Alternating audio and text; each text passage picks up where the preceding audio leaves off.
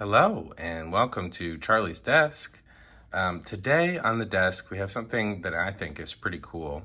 It is a very old Braille writer. It is the first European Braille writer that came out in 1899. And the guy who made its name was Oscar Picht, and that's Picht. And I'm going to talk a little bit about him and also about the brailer and the box that it came in, and maybe some other thoughts as they come up. But right now, the camera is kind of trained with the wide lens on this walnut box. It's walnut. Oh no, excuse me. The case is oak, according to APH. It has a black enameled hook that's kind of screwed onto the front with 5 screws and then a bent wire handle. Around the sides, it has hook and eye clasps that hold the lid on. So on either side, I'm just rotating the box to show those. Those would keep your Braille writer safe if you were walking around with it. Of course, this box, which is oak, is kind of falling apart, but it's delightful. So I'm gonna open it up and then I'll start describing this machine. The first Braille writer was made in America, the Hall Braille writer by Frank Haven Hall, and he did that in 1892.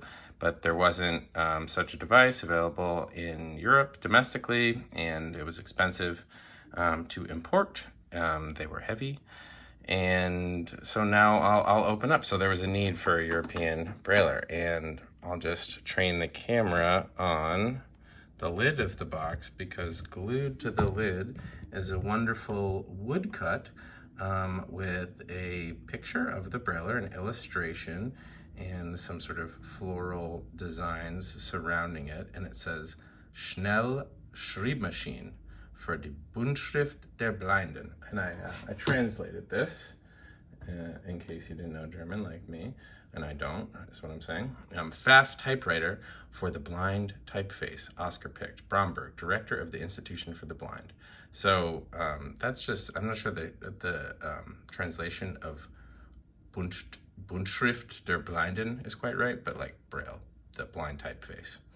And in the illustration, you can see that brailled on the piece of paper is Picht, and there's only using 4 cells, so there must be a CH abbreviation in there. And down at the bottom, yeah, it says Oscar Picht, Bromberg, which is where he was in Germany, and he was the director of a provincial school for the blind. But what about this guy? Where did he come from, and what was his deal? He was born, I have it written down somewhere. He was born in 1871, and his father was a baker, a master baker. You know, he went to school and everything like that, and eventually he decided that he wanted to go into education for the blind.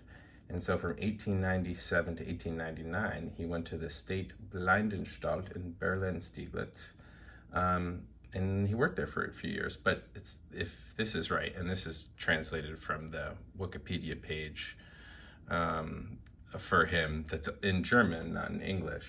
Like right when he finishes school, he comes out with this incredibly gorgeous Braille writer, which I'll start to describe more in a little bit. And I've just focused the camera down on, there's kind of these wooden arms that hold the Braille writer in place that can slide to either side. You can kind of hear the wood squeaking, these little arms. It sounds like a cricket. That would hold the frame of the Braille writer in place. Let me just take it out of the box, because I've got to talk about it, and it's hard to talk about it while it's in this old wooden box. Thank you. Get that out of the way, and then just place only the Braille writer on the desk. Okay, cool. Let me just adjust the camera a little bit. Yeah, okay, cool. Okay, so let's get to the describing of this. Now, APH does a really good job with this one, so I'm gonna kind of start with their thing. So it's a black enameled cast steel frame. Okay, now, and if I put my hands flat down on the desk in front of me, with my thumbs touching and my fingers pointing forward, like I was making a field goal in like a game of table football with a sugar packet, the steel base, the enameled cast steel base that's shiny black, fits perfectly in the space between my hands when I lay them flat on the table like that, which is nice. It's decorated on the sides and top with gold pinstriping and floral details. That's kind of like the Hall Braille Writer has Japanning on it. So I'm just going to rotate the brailer and show where it's painted with a lovely gold on the black, so it stands out nicely. And you can tell that it was done with a brush. I'll rotate all the way to the back side of the brailer, which has a little fleur-de-lis almost, and a couple of stripes as one continuous stripe all the way around the base. Yeah, I'll just keep rotating it. Bell comes into view, and now we're back around to the front. Okay, so it has a splayed keypad with long rectangular wooden keys on steel arms. And the front edge of each key is a Braille cell made of brass dots. And there's one dot missing, and that's the dot that the key is associated with. So if you didn't know anything about Braille, it's kind of like a map on the front of each key for which dot that key presses down. So that's kind of cool. And then the two middle keys on this keyboard that kind of splays out, they're shortened a little bit to accommodate for a space bar. It's not, a brailer like the Perkins brailer that we know. It's more similar to a typewriter. He was trying to use more common typewriter parts. Of course, there's only 6 keys that are entering things, rather, well, 7 with the space bar, but instead of having all of the characters of the Roman alphabet and a bunch of punctuation marks and numbers. So in some ways it's a lot easier than just your standard old-fashioned typewriter, but they're similar in the sense that it has a carriage that moves through the machine and the keys operate an embossing head at a central point, and the paper moves over that central point, and that's how you braille. Now, if I'm starting out with my hands flat on the table, and then bringing them up to feel the keys, and they're wooden, which is nice. And then on the front face of them, there's these braille cells that could let me know which dot each key was for if I didn't know. And then my thumb is kind of in the perfect place for to depress the space key, which is also made out of wood. And yeah, it still works as a lovely sound. I'm just gonna keep pressing the space key till you hear the bell. Pretty good bell. Pretty good. Okay, so the carriage is made of nickel-plated steel. And there's a flat toothed bar on the front that engages with this when you press the space key, and that is what allows you to move forward a space when you are writing. There is a wooden roller for the main part that you wind the paper around. And then there's a rubber roller that's kept under pressure on top by some wires. And that was the one thing I did have to sort of pop back in place, was these wires that so there's 2 rollers together. One is larger and holds the paper, one is smaller. And the smaller one, which is rubber, so it has a little grippiness to it, is pressed down against the paper. So when you advance the line, that's the sound of me advancing the line right now, it will push on the paper and go out smoothly.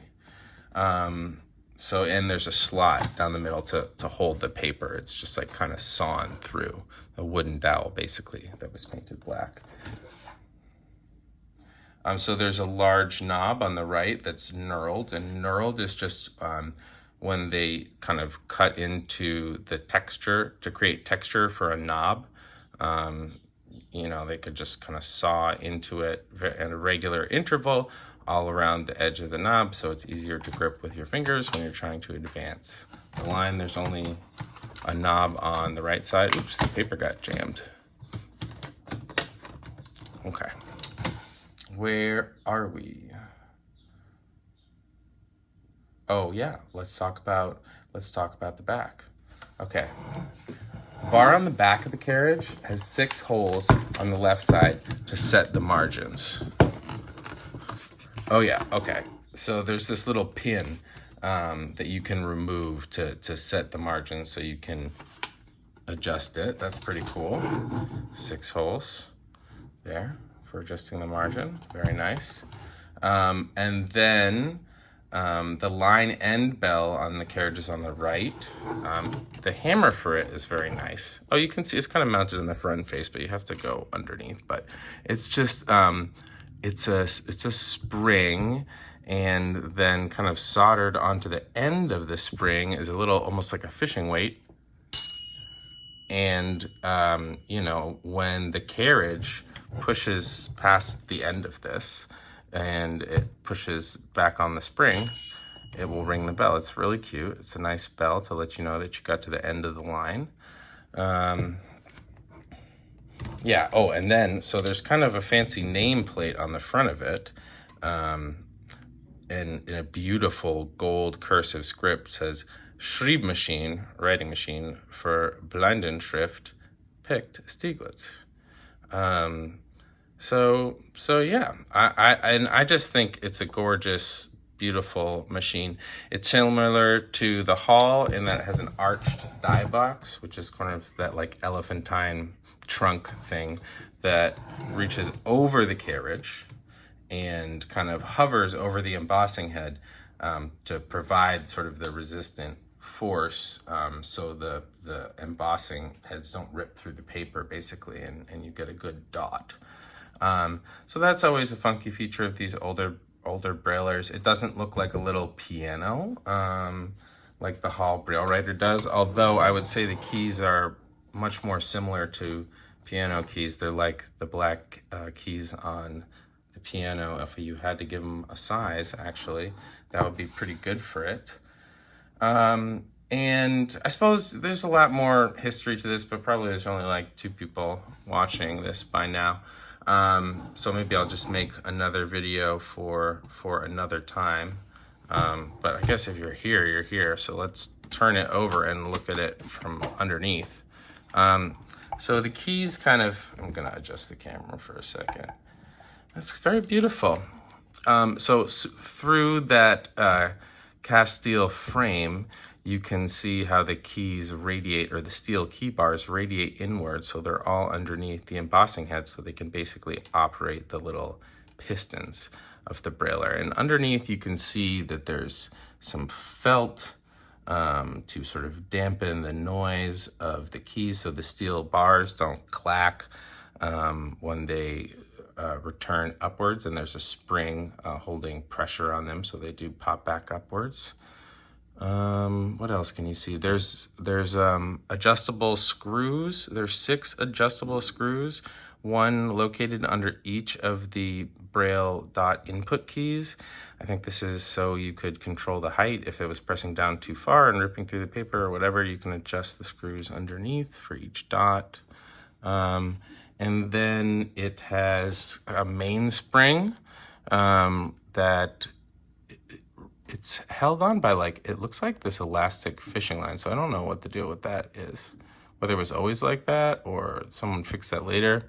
It's in beautiful shape. It still works. I can still Braille stuff with it. I don't know who preserved this thing. I don't know how it got to Arizona, but it did. And then it was just a wonderful, wonderful gift that I was given. So yeah, it's cool to, and oh, schnell means fast. So like the big deal with these it was just so much faster than writing with a slate and stylus. So that's the Picht Braille writer, made in 1899. This one is probably from after that, because the one on the internet in APH says theirs is from 1915, and it looks pretty similar to mine. But it doesn't have a backspace key or anything like that, so who knows? There's not that many of these things around that I've seen to be able to compare them. But I have had some fun chats with people in different places all over the world, talking about different Braille writers, met some interesting collectors of these things, and found out that on the Hall Braille writers, there's different mechanisms for the mainsprings or the tensioning. Mine actually has a literal spring, and other things have things, springs that are more similar to typewriters and to what's actually even in the Perkins Braille writer today. So yeah, that's my video. I'll probably need to make more on this one because it's just so good, and I feel like this video is just okay, but that's part of the project. They're all just okay. All right, thanks for hanging in there. Hope you're doing well, and catch you later. Bye.